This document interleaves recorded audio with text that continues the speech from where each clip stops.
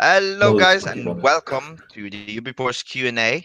Today is November the 11th, and today we have a roundup of guys, and also we have a special person today, which is always special, which is Jan.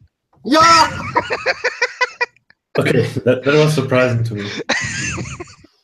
No, Yawn. I we have. agree. You know what? I agree with that. Thank you. Thank you. I wanted to Honored to surprise be you, here. but what everyone expected was Wayne. So it was Wayne. I want to say. So hello, Wayne. I'm not special. I used to be special, but I'm not special anymore. Thanks. So Jan is special because he kind of comes in and out, and he shows up in a flurry, and now he's here. So hey, Jan, you're special to me. Thank you. That means a No lot. problem. And we also got Jan. Hello, Jan. I think Jan's Hello. Jan. Okay. I think we're done with me now. And then you got me, of course. And who are Okay, you? so Yeah, you're well, special too, me. Marius. Yeah, I'm Marius. I'm the guy that. Actually, let me say something about you, Marius. My daughters are watching right now, and I said, "Who's your favorite of the four?" And they chose Marius. Ooh. Oh, thank you No so offense, much. Jan, but I'm a Marius little got the heartbroken crown. right now. Thank, I thank you might so I might much. cry myself to sleep tonight, but it's okay. Don't worry, Jan. Okay. They didn't vote me either. Yeah, What I, what an I awesome get start. that. Okay, so let's start with one of the things that actually it's really exciting. At least something both these person are with have helping me test. And actually, the first one to help me test this was Wayne. And this Special. is a really special thing called uMatriks can now do voice calls and Oh. video calls. Tell your experience, Wayne. Well, that's actually a good. It was awesome. In fact, so most surprising part was it was better than anything I've used recently for latency, in terms of no or low latency. So when we did the audio call, it was almost zero latency. Using the video, of course, uses a bit more bandwidth, I guess. So it was a very, very slight latency, but extremely good in that area, and the video quality was very good. So yeah, I did a test with Joe in here this morning as well, morning being our time, and it was also extremely good. So it wasn't just a lucky test I did with Marius. Good job. Thank you. And I think I can also explain a bit for you guys interesting in the background and how the technology work and the techlish part of it. So it's actually built pretty neatly where it actually uses a small layer of because it uses WebRTC, which is peer-to-peer, so you can have one-to-one conversation where it's not going through any servers. Of course, it has turn servers and stun servers for those that knows about those. Those are to get over the hops in the network NAT and the firewalls. Now I'm talking really technical here, but uh, in the end, it results in a really awesome peer-to-peer conversation where actually it works really awesomely. But actually, what I'm starting on this is that it runs a small little Chromium or OxD as we call it underneath, which actually runs all of this, which is pretty amazing for me at least. I really love this technology on how WebRTC. Now I've got a lot of knowledge, technical stuff, so I will stop before Wayne falls asleep. No. Actually, I know what a stun server is. Believe it or not. Ooh, I know. you know turn servers also? No, that part you lost me. But stun server, I put together, believe it or not, Joe really did most of the work, but we made an asterisk box once, like a phone system, and the stun server seemed to be part of that process. Anyway, Okay, so actually, um, I should try something really scary now. Should I nice. try? Should I try calling Jan live? Hang on, Do my it. phone is still booting because it was deeply decharged. Oh, I got mine on. okay. I should call Wayne then instead. Hopefully my bandwidth holds up. You're talking about uMatriks test with the. By the way, I love the name of this app. It's like the Mario grip test. Grip Okay. test. Okay. If you hold the phone up, and I can call you, so people can see that it's calling. Oh boy, how do I do this again? I got to make this my screen. Turn the brightness on your screen all the way down. All right, let's see. Let's see how we do that. Oh boy, I've never touched my screen settings before. This is a true test of the intuitiveness of the user interface. It's here.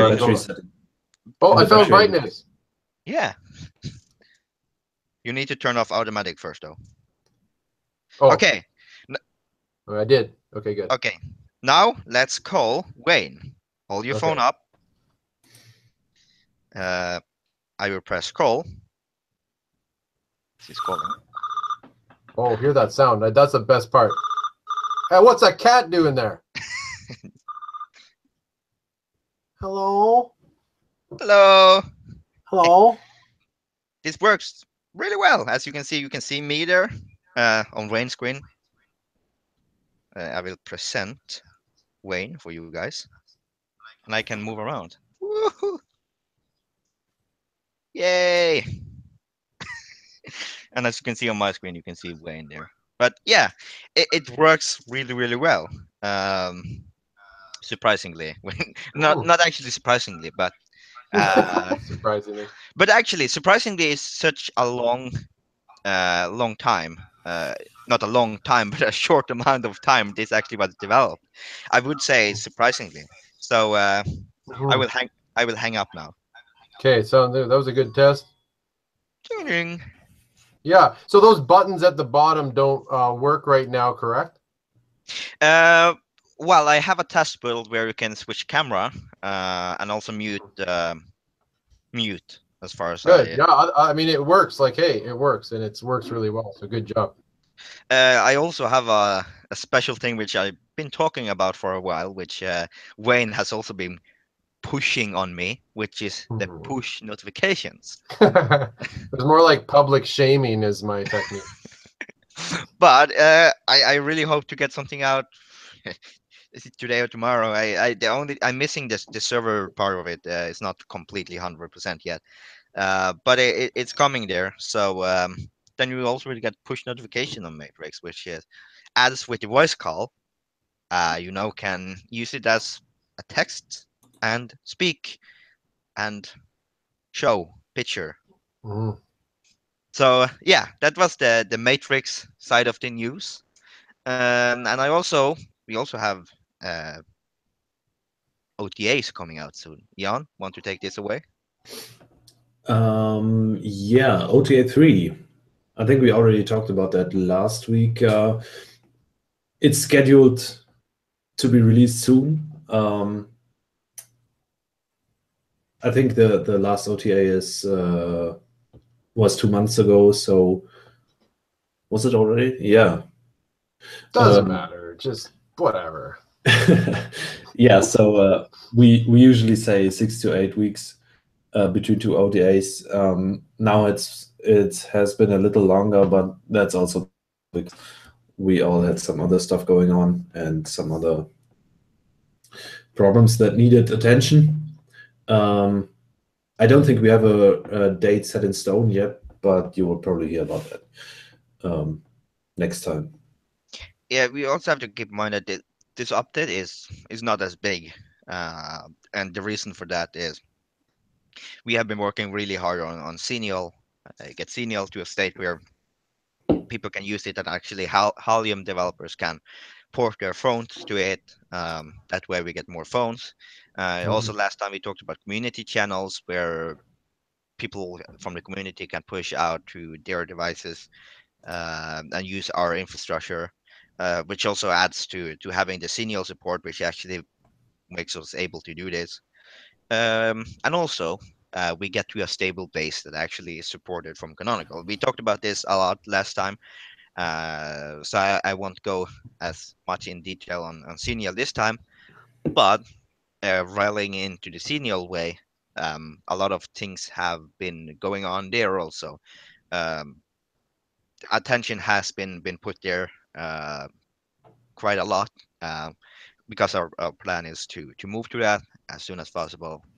And we also will have some surprises for you guys coming there later.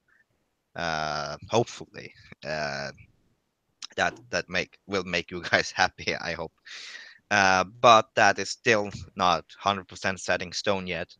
So we still have some stuff to squish out before we get something working. Well, it is working, but something stable, rather. Did you say Daily driver. squish? Was the word squish you used? Squ- I like your words, Marius. You have very cool word choices. Slap the like button. Have you never squished a bug before? Yes, but squishing something out of a project is just has a different feel to it. Anyway, it was nice. Yeah, but I squished the bugs that's in the project, right? That's true. They get squished. And then a quick clarification question. You said OTA 3. Did I hear correctly that when OTA 3 comes out, it will also have Halium working? Or is that too much of a general? No. No. That's still 1504. We don't know yet. We can't promise how soon Halium, and with that also 1604, most certainly, most probably, I don't know, will be ready. We might see another OTA on 1504, or we might already switch. We can't promise anything there yet. Okay, so the event that will kind of make Halium work is 1604. Yep. Okay, Yeah. thanks. And the reason why we can't give a timeline is that these kind of developments are extremely both hard and unknown, because uh, some of the tasks that you are doing are kind of shot in the dark. We are guessing what you are doing because there's so little bugs, and that way you don't know if you fix it today or you fix it in 2 months, because either you sit and watch the black screen for some hours or for some days. So that's why it's super hard to give an ETA. And also, we don't really know how many developers we have on board. For all I know, tomorrow they can join 10 developers and we can get Senior working next week. So that's why it's a community project. Timelines are always hard to estimate. Um, since, for example, in a commercial part of it, there is a lot more that we have, for example, 10 developers that will work 100% on this thing, and then it's easier to set a timeline on it. Gotcha. But of course, we don't want to make a step back feature and performance and stability wise with 1604. So we want it to be solid when we release it and when we stop supporting 1504, because at the moment we have works, and since we are backporting the security fixes there, it's really not that big of an issue. So it makes sense to take the time and still pay attention to what's happening on 1604, but also mainly support 1504 for the moment. All right. Yeah. Anything more news in from our side? Oh, this is an interesting one. We can't tell much about it, but we have had some discussion with Purism, which is whoa.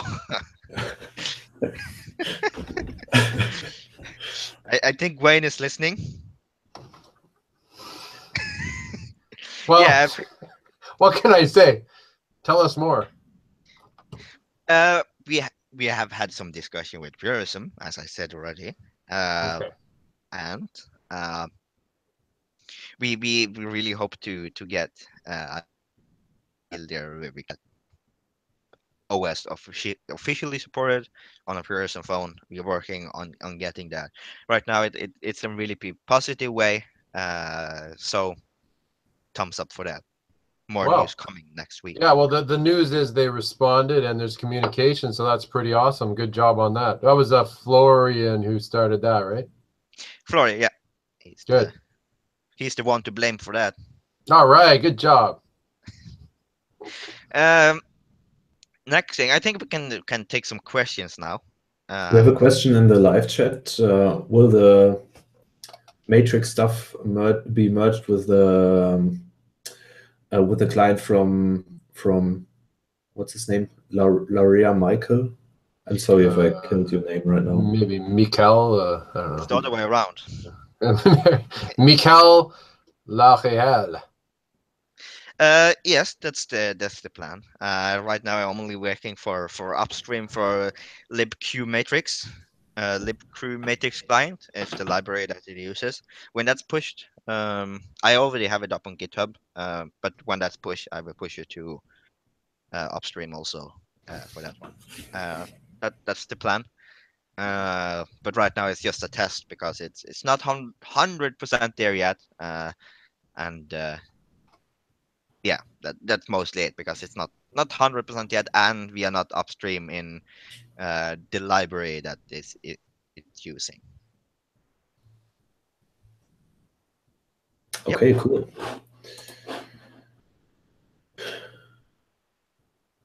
I also have some questions from uh, the forum.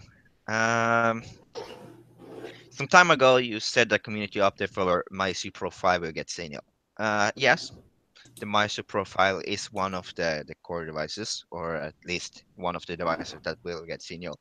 The reason why it haven't got it yet is because we are still uh, squishing out the final bugs in Signal, and we are focusing on our three devices, but squishing those bugs. Yeah, but yes, that will get Signal. A timeline on when, as I said before, we don't really have a well-defined timeline on that yet because, as I said, it's hard to say. But hopefully uh, ASAP, as soon as possible.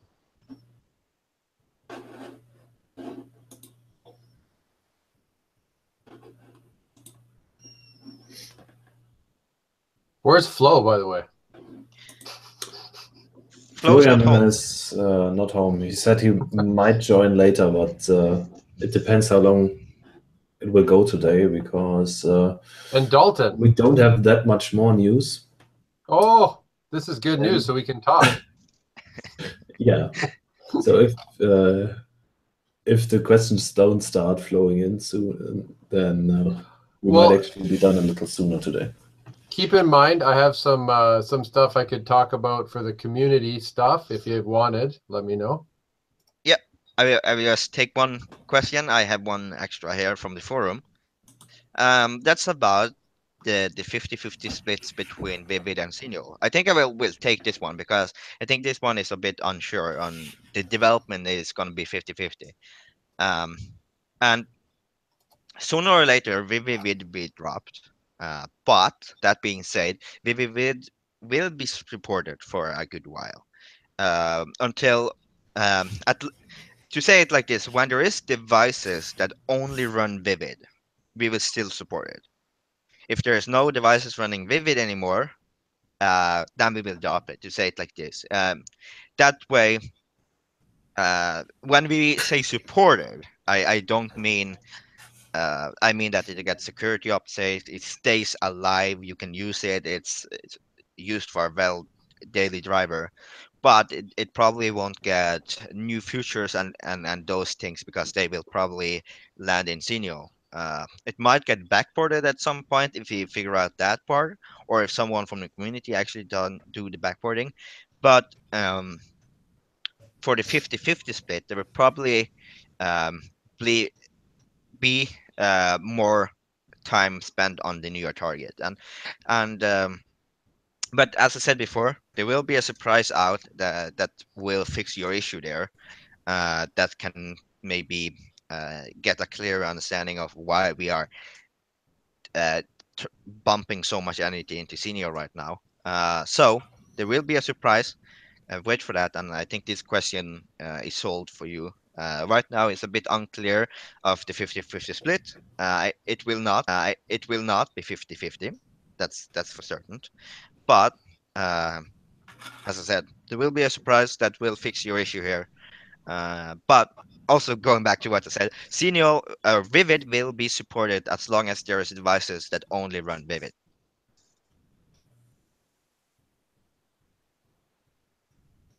What do you think, Jan? I think that sounds pretty good. Good. All right. Me too.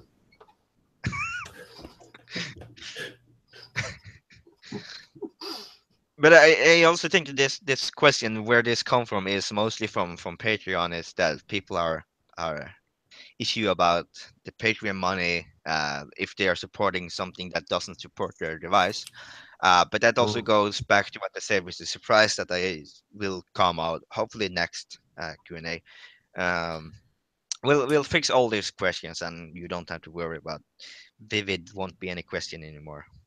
Yeah. So ever since Canonical decided to discontinue their support of Ubuntu Touch, we said we want to keep, if possible, all devices that run Ubuntu Touch working and alive. So that's always been our goal, and so we don't plan to discontinue anything in that regard if we can help it.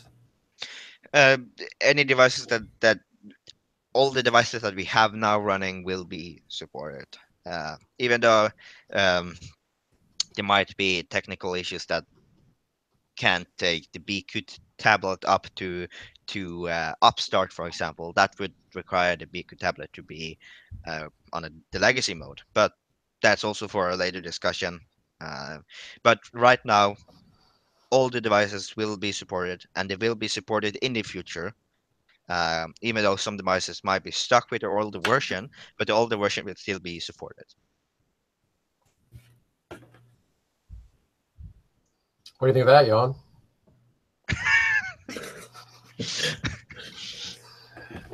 Sounds good to me. Me too. Do we have more? Do you have some question from the live chat, Jan? What about the Xenial deconf problems? I don't know about Xenial deconf problems. Do you know about Xenial deconf problems, Marius? No. Is there already a plan to fix that? Well, if there's a problem, there's a plan to fix that, but we probably don't know how. Right. That sounds like a. Go ahead. Right now, the main focus hasn't been on the app side of Xenial. The main focus has been on getting the base stable. So stuff like, as you said, defconf and the app side of things, and the higher level things will be checked out, resolved at a later moment. Right now, it's the Holium part and the base part that needs to be rock solid. The example given was the clock app doesn't start up. Oh, okay. That makes sense. Yeah. Okay. As I said, I haven't debugged into the app problems yet. The thing has been on focus on the base, which is Holium, Qt, Mir, and all these base middle needs to be solid as a rock. Good analogy. Or solid as a mountain. Mountainous solidity. That's solid. Okay. Do we have more questions, Jan? What is the best way to bring in new volunteers to keep them engaged? Me. Wayne, do you want to say something? I would have something to say about it. Yeah. So this is a good quick segue into some updates that have happened this last couple of weeks. So as some people have noticed, there's a bit of a welcoming committee now called the Ubuntu Touch First Responders. It's actually been really neat to watch. I'll tell you. I mean, I'm part of it, but actually not that much. And this has been pretty exciting. Everybody it would be good to get some testimonies too at some point from new people. But it's clear that it's working. So new people are coming into the. Right now, it's just a Telegram group and a few other venues, but there could be other ones in the future. Who knows, right? Or how people will find us. But when they do find us, we do now have a bit of a structure in place. So where a new person will come in, they get a bit of a generic welcome, and then they get brought to a welcome page. Welcome page gives them a welcome access to a welcome room, and this is really where the neat stuff's been happening. We've had a lot. I want to, in particular, bring some attention to Will and Lionel. Will, this is Will with the crash underscore burn Will, and there's a few Wills out there, and Lionel. These, I think he's stereo font or something. Anyway, these two guys have been working extremely hard, helping people get their devices set up mainly, and just welcoming people. But it's been neat to watch how now all of a sudden people have kind of a first friend, somebody they can talk to. And like a guy like me, I don't need to tell you my level of expertise in things technical, but if I were to show up and there's 1,000 people around us, I like to use the example of a cocktail party. It would be quite awkward for me to even try to start participating. So the idea of this group is actually to engage people. So I think it answers the question in the group here in terms of how do we engage. So that's a starting point. And then of course there's been this welcome room is kind of a subgroup of the first responders group. And so the other group that's kind of connected to all of this is a language group called right now UBlangs or uBlangs, or you can choose how you want to call it. But if you're a language person, and this is almost everybody, I mean, I've noticed that English is not really, although we're doing this in English, it's not the most common language in our group. We can now bring in language groups and support more people, engage more people. So we created that group as well. So I think these are two important starting points for community engagement. Where does the person coming in go? And once they're in, how do they actually kind of start participating? Because this is the beautiful part about Ubuntu Touch and UBports is it's not just a phone. It's not just a piece of hardware or something. It's a bunch of people doing cool things. So that's my comment on it, and also a bit of a community update. Nice. Yeah, that has been pretty nice to see that in the super group that people are directly approached, and yeah, that we start to engage more on that level. Yeah, it's the cool. Natural next step is to find out who wants to do what in terms of participation. That's a little bit of a task, but we do have the systems in place for that too, with the famous Odoo. Everybody's like, oh, not Odoo. But Odoo has built into it a bit of a CMS. So, you know, we can, at least if somebody says, hey, I want to be part of language group, we can, you know, flag their language maybe, and at least kind of build a bit of a structure to the group. Anyway, it's a starting point, and I think it's going well as a first couple of weeks, I would say.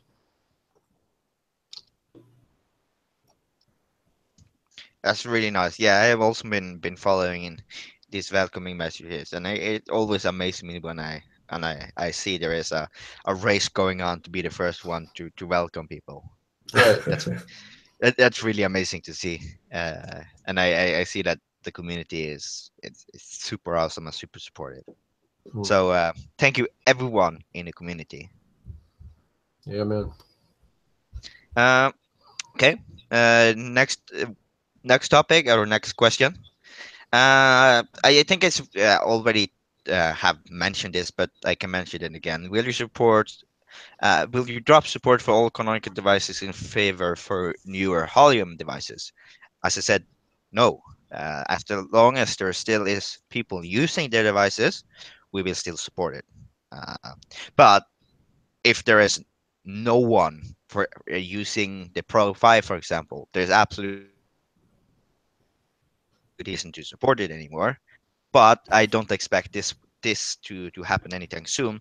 But in 3 years, maybe the BQ, the small BQ device will not be supported anymore because there's no users for it. But this is a really long time thing. But right now, the devices will be supported and they won't be changed out for newer devices. There might be starting of want to, but they won't get unsupported or deprecated anytime soon. And a similar question also in the live chat is if a community member posts Xenial unofficially to a device, will it no longer have Vivid support? Well, if there's a stable version of Xenial for the device, then we will probably make that official. But if it's experimental, then we'll of course continue to support the Vivid version. But if there's no upside on the Vivid version, then we will probably just scrap it and stop to support the Vivid version, only support the Xenial version, because yeah, another device always creates more edge cases, and it gives us the chance to have more time for other stuff. Yeah. And that's the beauty about the community channels, is that it's kind of mimics the way Lineage OS is doing it, where there's a lot of community members supporting each device, but we take it another step and actually take it in to an official device, and also bring the developer on board to be part of the project. And that's the beauty of it, is that when it gets an official device, it not only gets supported by other core members, but it also get a stamp of approval, and it will be a daily driver at that point. And that's the good thing about the community channels, is that everyone in the world can make a device, work on it, use our infrastructure, and when it's ready, they can say, "Hey, hey, you guys, I want this to be an official device." Oh, we say, "Oh, we review it and see, oh, this is stable." Then we take it in. Yeah, but that's the beauty of it. Also, we won't just it's like, oh, now this guy has made it this far, no, we take it. No, that's not, we don't take it like that. The developers of course come on board and still maintains the device, and still has control over the device, and still is the main developer of the device, even though it's a core device. We don't just steal it when it's ready, just to make that clear. Yeah, of course we can already not always use more developers supporting the devices, so we are not going to take anything away, but ideally try to get the people to be part of the team. Yeah, that's the I got a question from Kevin here. Out of curiosity, with your 16 further build, do you look at Anbox? I will look in the camera and say, maybe. So Anbox is a compatibility layer and container for Android applications to run on GNU Linux. So as you know, Ubuntu Touch uses some very, very minimal components of Android to talk to the hardware, but all of the higher level stuff is stripped out of it. So you can't run Android applications anymore natively. But with Anbox, you bring some stuff of that back in. So you have the possibility, for example, to run Android applications on the desktop. It's an external project. It kind of grew out of Ubuntu Touch and UBports, if I remember correctly, but it's been going on independently for a while now. And it's interesting to us, of course, because for many people, there are some Android applications without whom they just cannot live. And so it is very interesting to us to also have Android applications on Ubuntu Touch. Of course, we don't want to kill our own ecosystem with that, but we don't expect that to happen anyways, because native apps, of course, offer a lot more. But if we have the possibility to also use Android applications, that would be very interesting. So yes, we would like that, but no, we can't promise it yet, and we can't ideate it on it if we were to promise it. Yeah, I like what he said. Okay, in the next question, this is a two-in-one question. So I will start with the mere part of it. Mirror. This is from Sam. He's asking about the roadmap for the SDK, whether to use XMir with Alan's new changes or with Mir 0.28. I think this comes with has Wayland support or Wayland uh, support. It's Mir, and then you have Wayland on top of Mir, not the other way around. Uh, but of course, this is something we are definitely looking into. If we can get XWayland running, which is superb compared to XMir, um, that's definitely the plan for it. But we still use an older version of Mir right now, which is not as easy to upgrade as the other parts. But something we're looking into, but there's no roadmap for it. But hopefully that will come really soon. And I see someone is ready with a guitar. Oh no, I was listening. I was just thinking about something else. Oh, okay. Whenever Wayne And hears me and Wayland, he kind of shuts down.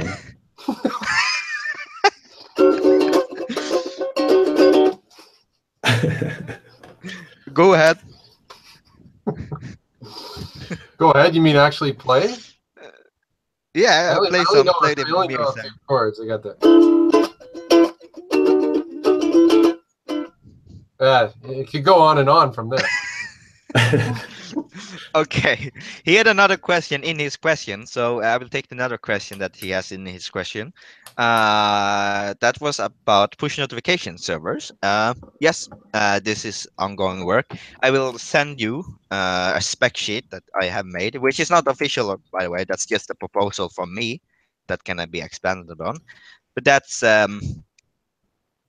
what it's sending there is decentralized notification servers where you can either use the UBports server or you can use your own local server or you can run on the device itself or you can use a device on the device itself or you can use on the device itself and use a local server or you can use a local server and the official server which is so that way if you want Telegram messages on the main server and you only want Matrix notifications on your own server because you have the Matrix secret things you need to take care of so that you can have your own server and then you have mails on your local server because then no one should touch your mail so that's you have on a local device and that's where you have uh, a line coming up from the cloud, and then you have the middle of the cloud where it's the plane, where it's your local server, and then on the ground you have your own device. But this is just a proposal for now, so it's just some ideas, but which might I work. I have a test working, which is the Matrix test I've been talking about. I will get it ready soon as possible. But I still need some more pressure from Wayne. So when I get that, I will get it out. No problem, man. I got your back on that. For other parts, we might use interim solutions. For example, the Telegram notifications. We definitely don't want to lose what we have at the moment. So we have been talking to Telegram about that as well. It's unfortunate that Florian isn't here now, but because he's been leading that effort. So we might also, for as a first solution, just get the Telegram notifications as they are built at the moment redirected to our own server, and then we can distribute them still. But for the future, we would definitely like a more complicated setup, like Marius proposes here. what he means with the complicated. It also uh, it's in a way really designed for the developer, where developer can make instructions with their application on how to handle notifications. So everything is bundled inside. I will do this quick so Wayne doesn't sleep. But the Oh, oh, man. notification service. Sorry. What is happening? I think he found his onion necklet. No, they're actually Kinder Surprise. Oh, that's not Oh, legal in But America. in I just Canada found it out is. you can actually connect them together. Look at Oh, is this. that legal in Canada? Oh yeah, Kinder Surprise. Yeah, man. I support Kinder Surprise. They got chocolate and toys in one package. Don't bring that into the United States, then we'll be arrested. Okay, sounds good. But what to say, the notification side of it is actually bundled inside the application. So it sends the instructions to the server how to handle notifications from your device, which is a really interesting take on this. I haven't seen any notification service does that. Google does it in this in a way that's, oh, it's, you got notifications from me, oh thanks. That's mostly what Google says. They want them from their self. They, you can't run your own server, etc., etc. So this it's made with 100% privacy in mind also, because everything is stored in memory from the server side. Nothing is stored on disk. So but a flip side of it is, the server goes down, you will lose notifications. But I think that's a way to go to have privacy. I think that doesn't really matter that much. I think privacy is much more important. That's cool, man. That actually sounds cool to me too. Ooh, yeah, that's the Yeah. point of it. It should be cool So to so everyone. now you have to understand. I will be pressuring you, and it's gonna feel real bad. And a lot of people are gonna. Man, I'm sorry but you're gonna have to produce this now. It's already produced. It just Oh, okay. So I just have the finishing touches, which is, but that's oh, the thing with me. It's like when there is finishing touches, there always is more finishing touches. After I I know. finish the touches, there's more finishing touches to finish. Right. So there's an ongoing loop there that I never get finished with stuff. Gotcha. Well, I'm here for you. I'm going to help you with that. Maybe you can help with some C++. That would be nice. I Just do wish make I it could until help it's with done. that, but I think just my obnoxious pressuring will have more effect than me learning C++. We'll see. We'll see about that. Okay. Um, the next thing is from uh, uh, uh, uh, uh, it's from Sam again. What happened to Miracast over USB project, which is aka the StationDock, which is also a slow-going project. Hardware is hard, extremely hard. So yeah, it's really hard to get uh, that going. But that's also on the ASAP list. Get it out ASAP. But also, I think that's also we come after Xenial, where we get the Xenial stable base, and then we can have a product for it.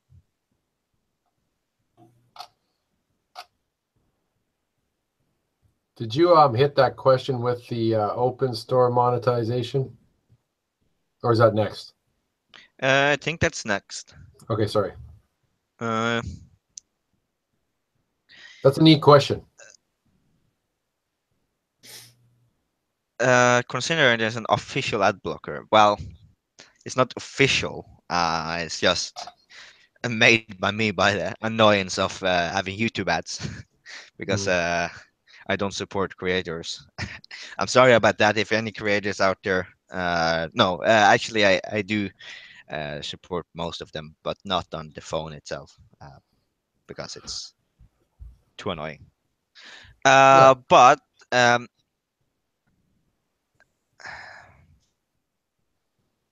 I, I mean, I don't know on yeah. this part.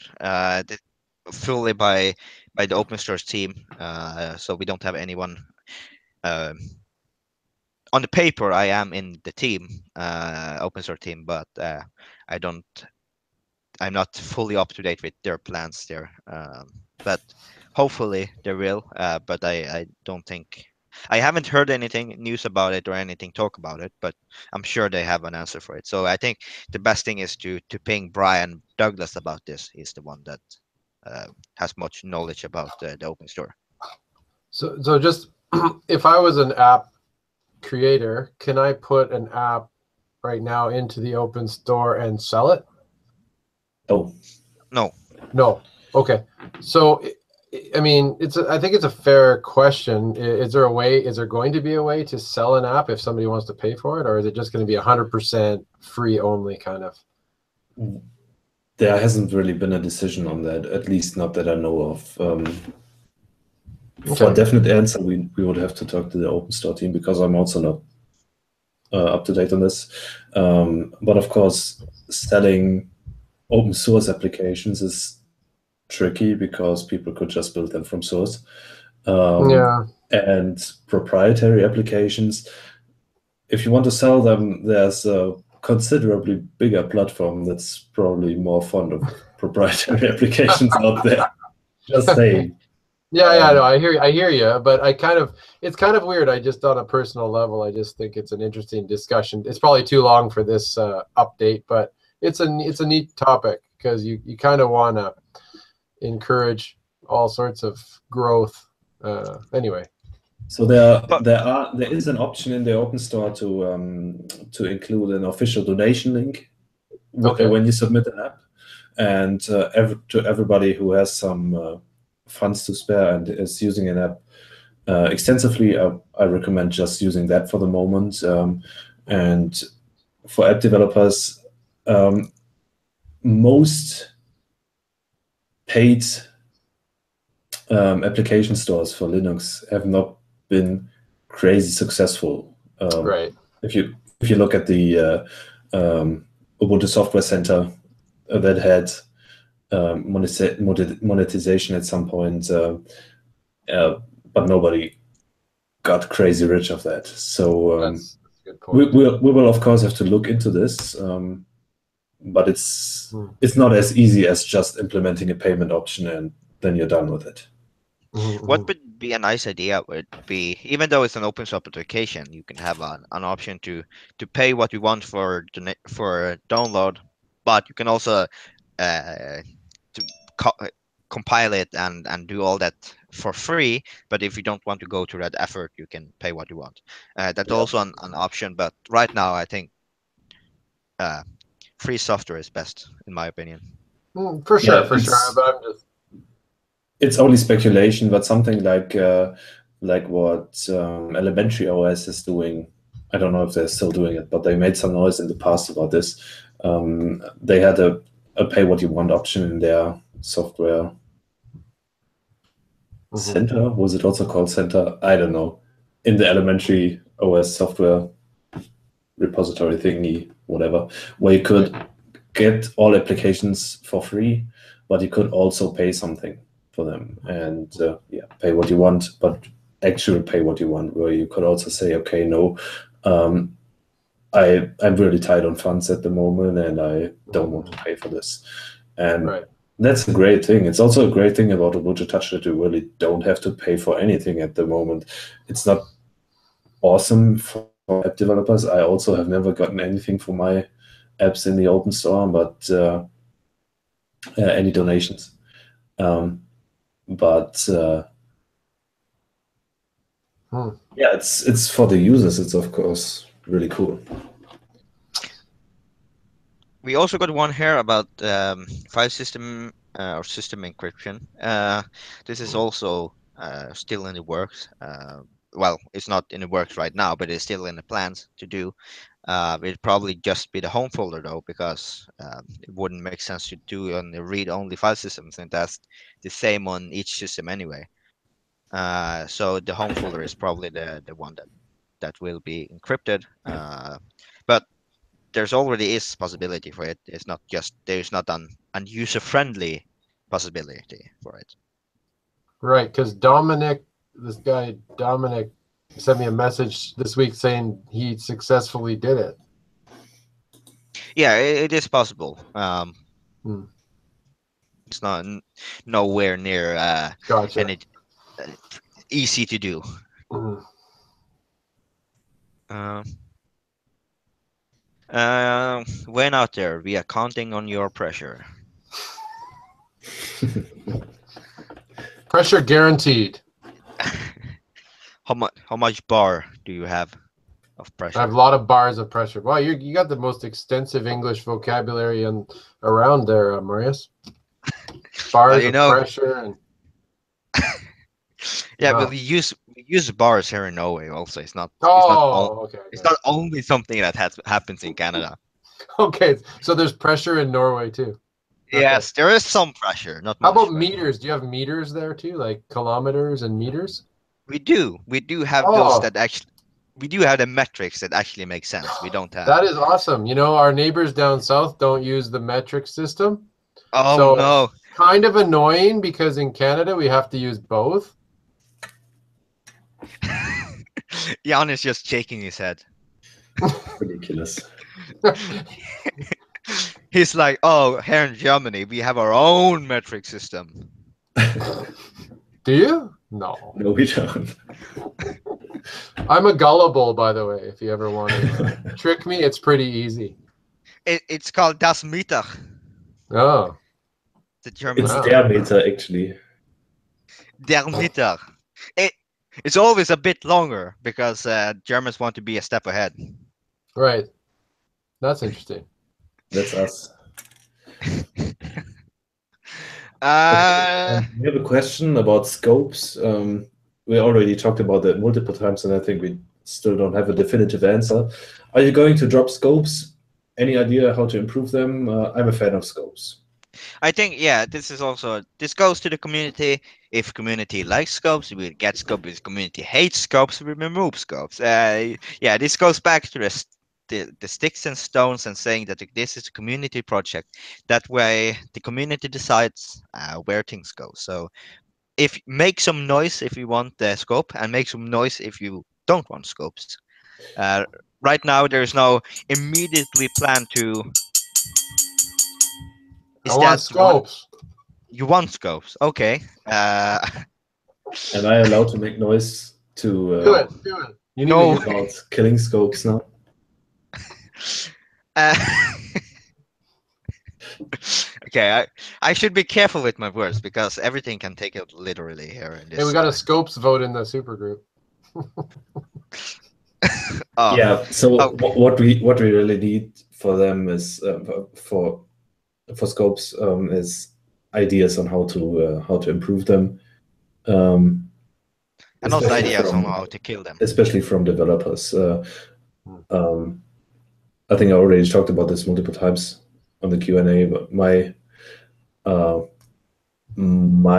preference for scopes would be to remove them from the home screen as they are at the moment, and try to move because the concept is not a bad idea, but they are really a pain in the ass to navigate on the home screen, and most of them don't really make sense as a scopes and would be better off to be just an app that you open and close when you're done with it. But for some stuff, of course, it makes sense to have it always there and quick to look at. So my favorite, or I don't know how to say this, what I would like to see is scopes to move to the indicator menu. So you could just open indicators, and developers could ship indicators on the open store and would just be able to to create custom indicators very, very easily. It's already possible at the moment, but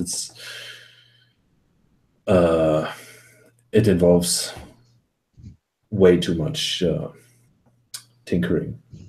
But if there were a really, really well-defined process for it, and also a better toolkit, then I think that would be way more powerful than the scopes as they are at the moment. But hey, maybe other people have better ideas how to do them on the home screen or on the scopes. view as it is at the moment. My scope dream would be to turn them into, instead of having scopes, we have widget instead, and you have so that goes with converge. So instead of having the dash will work as a dash as it does on the phone where you have the apps, but when it turns into a desktop mode, those application turns it into um, you have the top application, those on the top, which is your favorite. Those will turn into desktop icons, and then the others will just be on your menu or dash menu. So that turns into to a big screen, and also widget can then be placed on the desktop when it turns into desktop, and you can also place them wherever you want on the screen here, scale them up and scale them down, and have new scopes like this. You can have scopes, but when they are like this, they will turn into you can't see anything.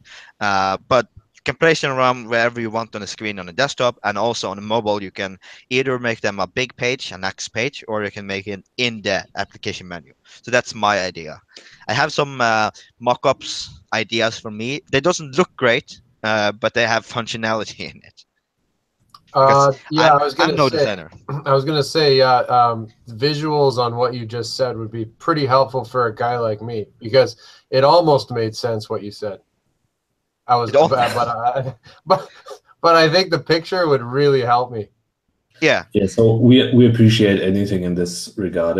If there's designers, user experience, user interface designers out there who are interested in creating mockups, I know there are already some mockups about also about stuff Marius talked about, but we're also open to new ideas, and especially if there are developers out there who are willing to work on something like this.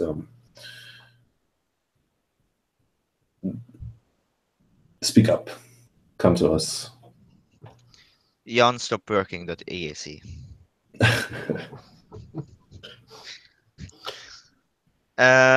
Okay, so we are 1 minute over. We can take one last question, and then we can have some yeah. Actually, Wayne, you have a song. Yes. You want to do a live song? I don't know if I can. I gotta learn my 3 chords here. I could do the reggae song maybe. It's not really tuned. That's the one problem. Yeah, we're out of tune. I should have tuned. Had I known, I would be doing this. You'll have to get me on the next one. Sorry. I can make some me and Jan can make some beat bops.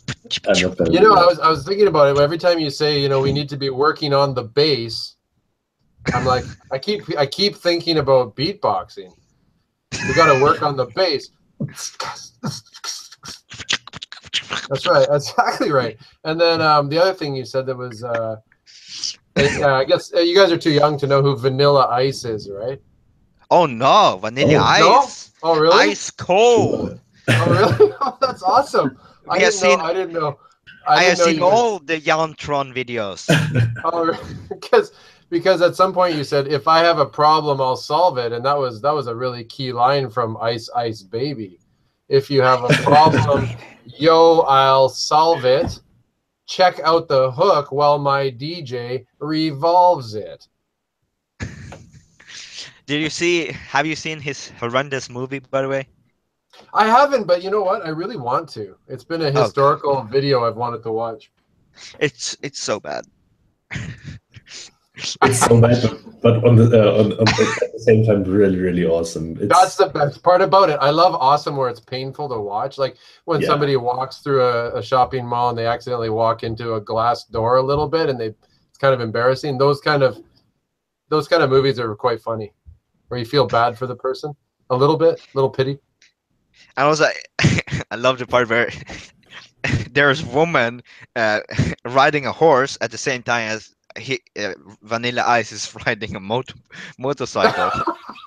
Oh man, I really want to watch this. And then they look at each other, and, and then the end, he just runs up on a ramp with the motorcycle and just lands right before the horse, and the horse out. And the woman is like super angry. The woman is like super angry, and then he's like, "Yeah, she likes me." Okay, whenever the topic is Vanilla Ice, it's probably a good idea to. Oh yeah, okay, all right. Okay, we had some fun in the end. I said one last question, so let me actually do the promise on that one. Uh, uh, uh, uh, Dun, what dun, do we? dun, dun, dun, dun, dun, dun, dun, dun, dun, dun. Let me find one. There are so many. Here's one. Uh, Tablets support multitasking in mobile mode, correct? Can phones also have that ability by multitasking to the bottom? I have no idea what the question is. it's probably about the tablet multitasking feature, the side stages, Oh, right. which Android does now, which is, but to be honest, it's really painful to use on Android. So I'm not sure how this would be implemented. Right now, I don't think they can. I think they can with some settings, but it probably wouldn't look good. Uh, but that said, there is no plan for this. But also, It would be ridiculous probably on the phone as well. But I think yeah, you can double even when you try to add three fingers on your phone, you already is out of space. yeah, On the OnePlus One, it works because it's such so big screen. But on the Nexus 4, for example, I think that would be extremely hard and extremely small. But yeah, that was the last question. Anyone else want to say before I say goodbye?